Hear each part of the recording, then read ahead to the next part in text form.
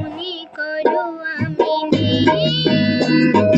বসন্ত এসে গেছে, কৃষ্ণচূড়ার বন্যায় চৈতালি ভেসে গেছে।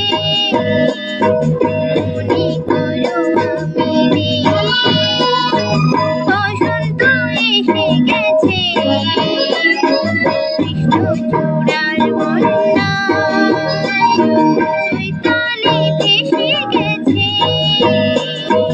মনে করো